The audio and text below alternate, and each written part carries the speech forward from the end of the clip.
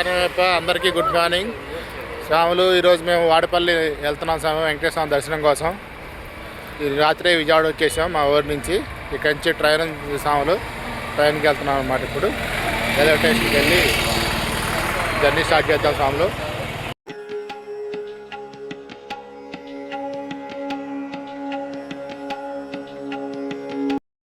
చేసాం రైల్వే స్టేషన్కి.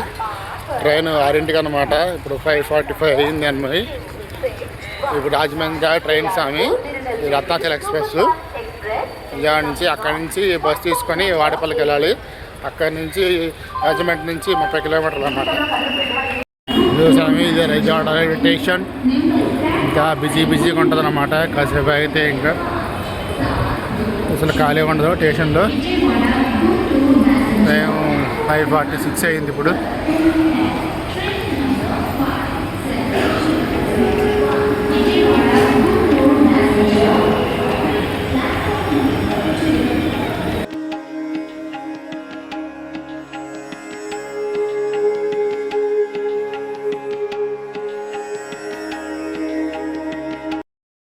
ఎక్కువ ట్రైన్ 5వ నెంబర్ ప్లాట్ఫామ్కి వచ్చింది. ఇప్పుడే చాలాసేపు అయిందంటే 5:30కే పెట్టేశానంట. 6 o'clockకి స్టార్ట్ అయిపోతుంది ట్రైను. నాది భోగి వచ్చి D7 దగ్గరికి వెళ్తున్నాం. కనీసం అసలు ఆగట్లా, ముందు పరిగెడుతున్నాడు. ఓ కనీసామి ఇద్దరు కనీసం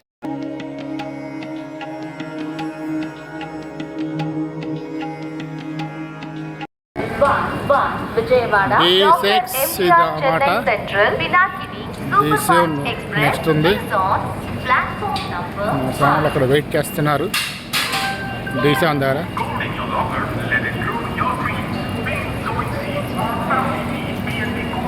స్వామి ఇదే D7.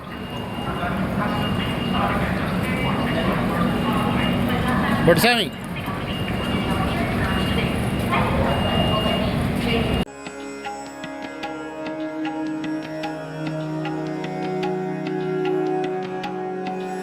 మేము మొత్తం 5 స్వాములు వెళ్తున్నాం స్వాములు. ఈ స్వామి మా బామ్మతి స్వామి, వీళ్ళింట్లో రాత్రి ఉంది.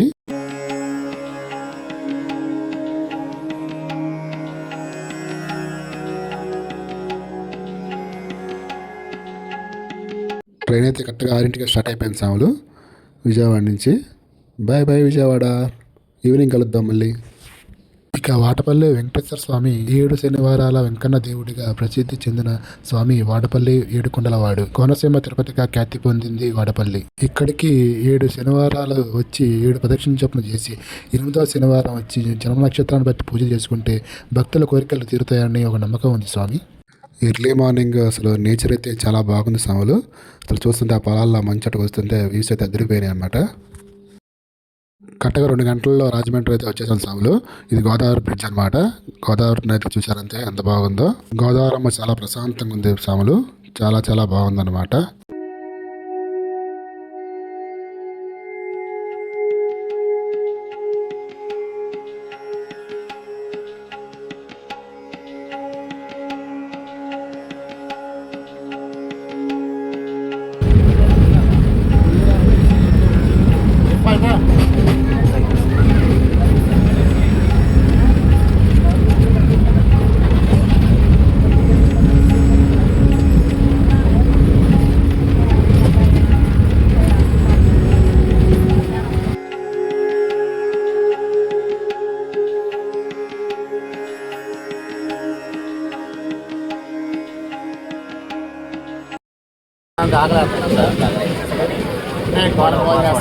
ఫోన్ ఉపవాసం నాకు చెప్తున్నా. అదే మేము ఈరోజు గుడికి వెళ్తాం, ఉపవాసం ఉండాలి.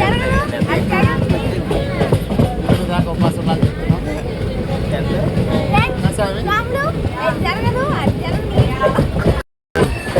ఏం తింటావు? ఏం తినాలి నువ్వు? ఎందుకు ఏం లేదు మొత్తం అంటే ఏంటి? ఇడ్లీ, దోశ, బోండా అన్నీయా?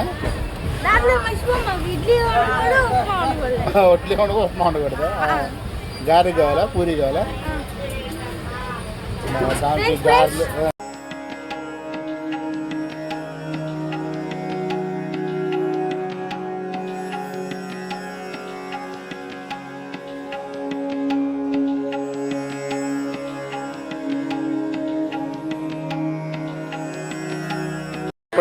రాజమండ్రి స్టేషన్కి వెళ్ళి వచ్చేసాం సార్. ఇక్కడి నుంచి బస్ స్టాండ్కి వెళ్ళి వాడపల్లి వెళ్ళాలండి. ఇక్కడి నుంచి బస్ స్టాండ్ 2 కిలోమీటర్స్ అంట. ఏంటంటున్నా కళ్ళకొండ ఎక్కాల వచ్చేసింది ఫ్రెండ్స్. ముందు చూడు ఫ్రెండ్స్.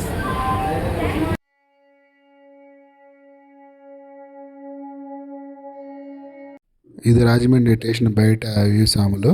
ఇక్కడ మా సాములు టిఫిన్ చేస్తారంటే ఇక్కడ ఆగమన్నమాట.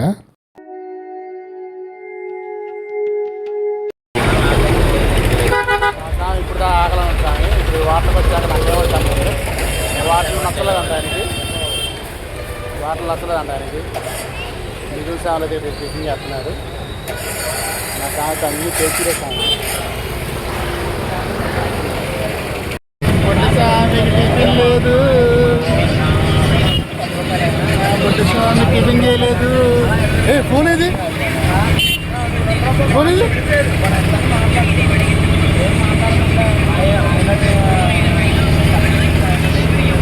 ఇది ధవళేశ్వరం బ్యారేజ్ సాములు. మనం వాడపల్లి వెళ్ళే దారిలో కనబడుతుంది మనకి బ్యారేజ్. రాజమండ్రి నుంచి అయితే అసలు బస్సులు లేవు సాములు. ఓన్లీ శనివారం ఒకటే ఉంటాయంట బస్సులు రాజమండ్రి నుంచి వాడపల్లి డైరెక్ట్ బస్సులు. అందుకని మేము అప్ అండ్ డౌన్ ఆటో మాడుకుని వెళ్ళిపోతాను. అప్ అండ్ డౌన్ 200 అనమాట మనిషికి. మీరు బస్సుకి వెళ్ళాలనుకుంటే ఇక్కడి నుంచి రావులపాలెం వెళ్ళి రావులపాలెం నుంచి నమ్రా బస్సులు ఉంటాయంట వాడపల్లికి. కాకపోతే ఇక్కడి నుంచి అయితే డైరెక్ట్ బస్సులు అయితే ఉండవు సాములు. ఇది సర్ అద్దర్ కాటన్ బ్యారేజ్ సాములు. రాజమండ్రి నుంచి ఒక 5 కిలోమీటర్స్ ఉంటుంది. ఇది ధవళేశ్వరం అనమాట. ఇక వాడపల్లి శ్రీ వెంకటేశ్వర స్వామి దేవస్థానం గురించి వస్తే, ఇక్కడ స్థల పురాణం బట్టి శ్రీకృష్ణుడు తన అవతారాన్ని చాలించి వైకుంఠానికి చేరుకుంటారు. దీంతో ద్వాపర యుగం ముగిసి కలియుగం ప్రారంభమవుతుంది. కలియుగంలో ప్రజలు దైవచింతన మరిచి డబ్బు సంపాదనపై ఎక్కువ దృష్టి దీంతో భూమండలంపై పాపాలు పెరిగిపోతుంటాయి. ఈ విషయంపై మునులు భయపడతారు. నారదుడి ఆధ్వర్యంలో వైకుంఠానికి వెళ్ళి భూమండలంపై జరుగుతున్న విషయాలను విష్ణువుకు తెలియజేసి ప్రజలను చెడు మార్గం వైపు వెళ్లకుండా రక్షించాల్సిందిగా వేడుకుంటారు. దీంతో వారికి విష్ణువు అభయం ఇస్తాడు. ఈ కలియుగంలో కలియుగ దైవంగా వెలిసి నిత్యం ప్రజలతో పూజలు అందుకుంటారని చెబుతారు. దీనివల్ల మనుషుల్లో భక్తిభావం పెరుగుతుందని అభయం ఇస్తాడు. వాడపల్లిలో స్వయంగా వెలుస్తానని వారికి వివరిస్తాడు. దీంతో మునులు సంతోషంతో అక్కడి నుంచి వెనుదిరుగుతారు. 2 రోజుల తర్వాత వాడపల్లి వద్ద ఉన్న గౌతమి నదిలో ఓ చందనం పెట్టె తీరంపై వైపు వస్తున్నట్టు కనిపిస్తుంది.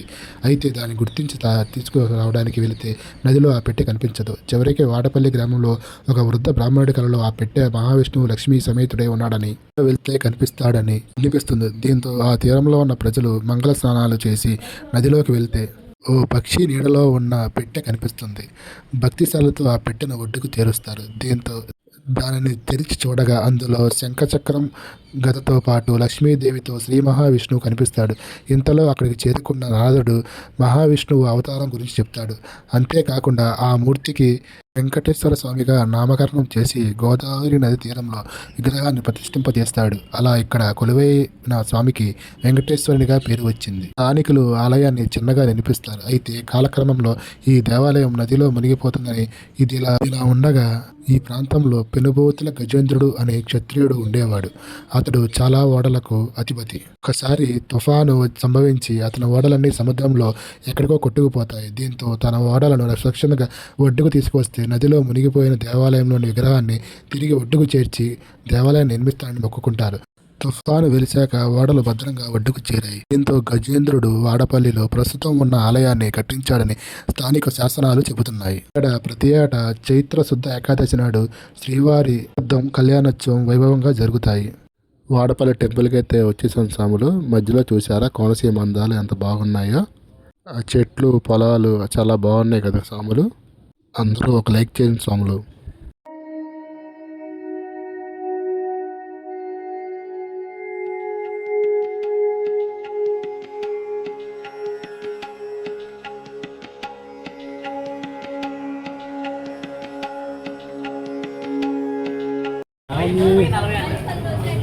తీసుకొచ్చాము కొబ్బరికాయ. సోమవారికి కొబ్బరికాయను పూలు తీసుకున్న సాములు. తీసుకోగానే దర్శనానికి స్టార్ట్ అయిపోతాం. జనం అయితే తక్కువ ఉన్నట్టు అనిపిస్తుంది.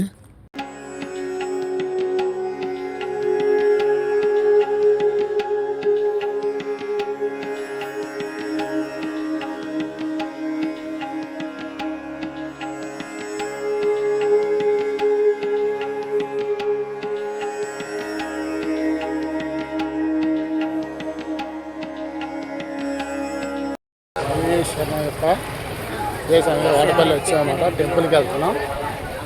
మా స్వామి టిఫిన్ చేయమని చేయలేదు, ఇప్పుడు నీరసపడి పోతున్నాడు. వాడపల్లి దర్శనానికి వెళ్తున్నాం స్వాములు. గుడికెళ్ళ దారి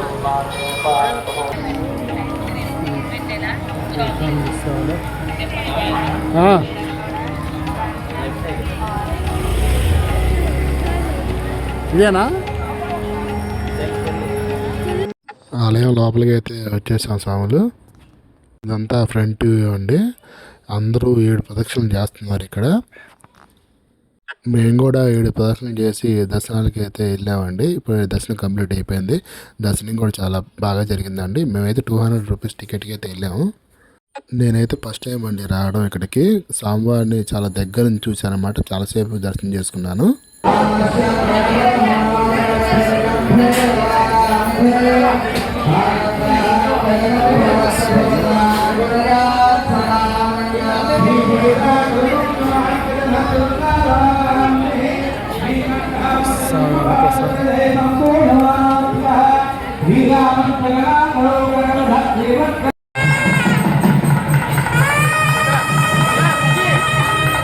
చూస్తున్నారండి, అందరూ ప్రదక్షిణలు చేస్తున్నారు కదా. ఒక్కొక్కరు 7 ప్రదక్షిణలు చేస్తున్నారు అనమాట. ఏంటంటే 7 వారాలు వచ్చి 7 ప్రదక్షిణలు చేస్తే 8వ వారం తప్పనిసరి రావాలంటండి. అది జన్మ నక్షత్రాన్ని బట్టి వస్తే ఇక్కడ వాళ్ళు అనుకున్న పనులు అయితే నెరవేరుతాయి అంటండి. దర్శనం చేసుకుని బయటికి రాగానే పక్కన స్వామివారి కళ్యాణం జరుగుతుందండి.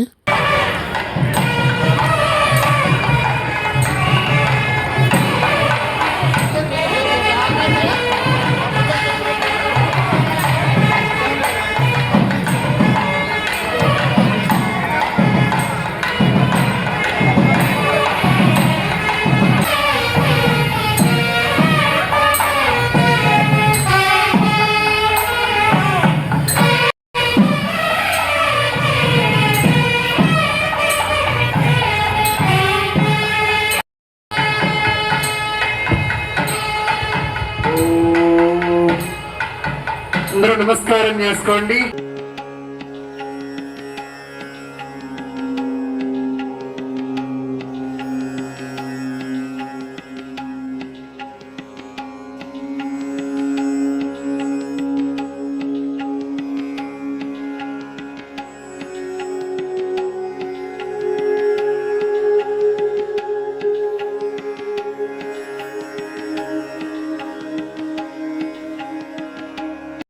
ఇక్కడ తులాభారం అండి. పసిపిల్లలకి గట్టా తులాభారం చేస్తున్నారు. మరియు అన్నదానానికి కూడా సాయం చేస్తూ చేయొచ్చు అండి. అక్కడ లోపల పక్కనే శివాలయం ఉందండి. శివాలయంలో శివాయిని కూడా దర్శనం చేసుకోవడానికి వెళ్తున్నాం ఇప్పుడు.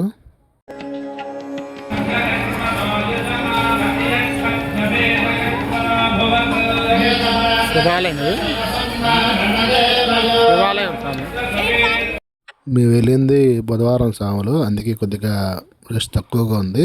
అది శనివారం ఆదివారం అయితే అసలు రష్ ఫుల్గా ఉంటారంట.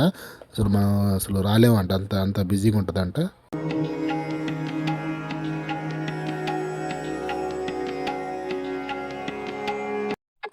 వాడపల్లి వెంకటేశ్వర స్వామి మరియు శివయ్య దర్శనం అయితే అయిపోయిందండి. ఇంకా బయటకు వచ్చేసాం. చాలా బాగా అయింది దర్శనం. ఇదంతా బయట వ్యూ అండి. షాపులు అవి ఉన్నాయి ఇక్కడ అన్నదానం కూడా చాలా బాగా జరుగుతుందంటండి. ఇప్పుడు అన్నదానానికి అయితే వెళ్తున్నాం. ఉదయం నుంచి కూడా ఏం తినలేదు. అంటే మాల్లో ఉన్నప్పుడు ఉదయం తీసుకోవాలి సాంగ్ నేను. ఇదేనండి అన్నప్రసాదం జరిగే ఏరియా. ఇది కరెక్ట్గా మనం ఆటోలో అగ్గానే అక్కడే ఉంటుందండి ఎదురుగా.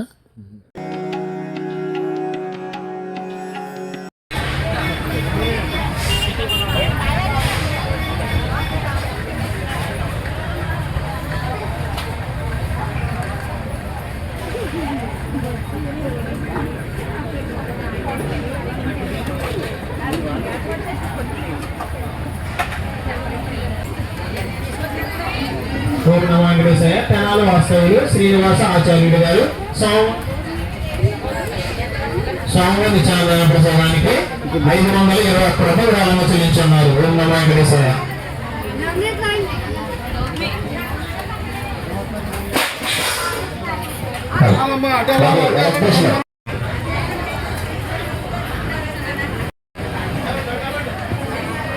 ఓం నమో వెంకటేశయ్య బాలం నాగేశ్వరరావు గారు స్వామివారి నిత్యాన్నదాన ప్రసాదానికి 100 రూపాయలు విరాళంగా చెల్లించి ఉన్నారు.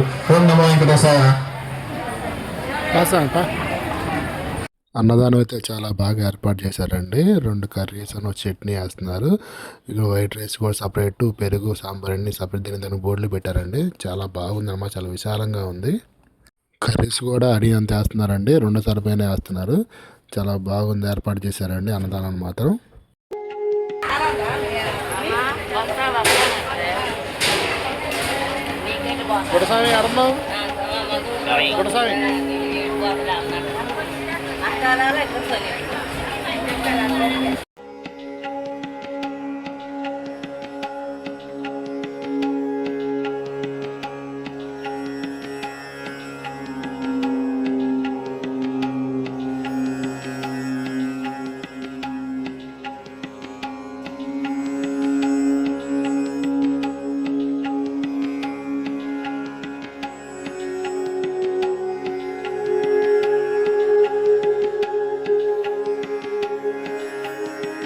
ఇక్కడ నుంచి అయితే ఇంకా బయలుదేరిపోయే సాములు ఇంకా రాజమండ్రి వెళ్ళిపోయి అక్కడ పైప్ సాంగ్ కూడా ఏమన్నా చూసుకొని వెళ్దామని. ఇక్కడ పూతరేకులు అండి, ఆత్రేయపురం పూతరేకులు అంట. ఇక్కడ ఆగాము తీసుకుందామని. ఈ మాత వాళ్ళు చాలా ఫ్రెష్గా అక్కడ తయారు చేసి ఇస్తున్నారండి. ఇది కేకే పూతరేకులు అంటండి. ఈ మాత వాళ్ళు బాగానే ఇచ్చారు మాకు. మేము తలా 2 ప్యాకెట్లు తీసుకున్నాం. రోడ్డు అంటే చాలా ఉన్నాయండి వరుసనే. ఒకసారి వస్తే ట్రై చేయండి మీరు కూడా.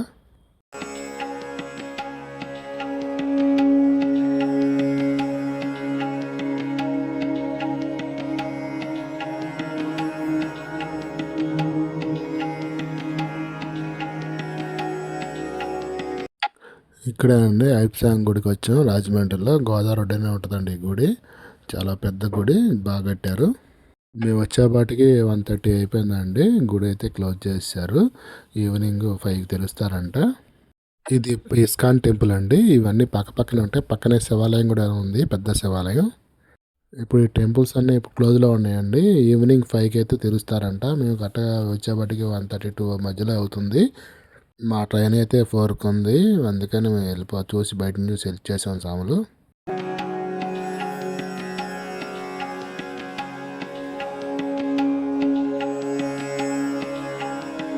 అలా గోదావరమ్మని చూడగానే చాలా ప్రశాంతంగా అనిపించింది. అందుకనే దిగి స్నానం చేసాం. ఇక్కడ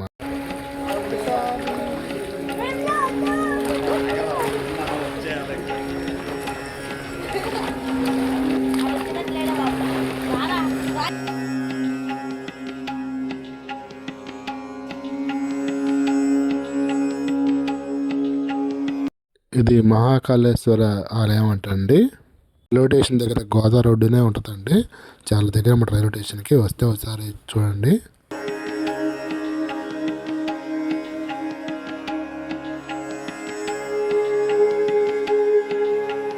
చాలా పెద్ద శివాలయం అన్నమాట. చాలా చాలా బాగుంది అసలు.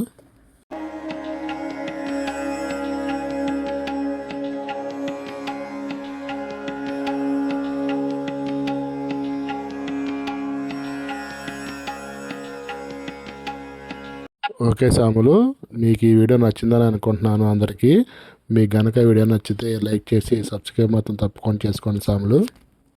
మరొక మంచి వీడియోతో మళ్ళీ కలుద్దాం సాములు. ఓకే, బాయ్ అందరికీ.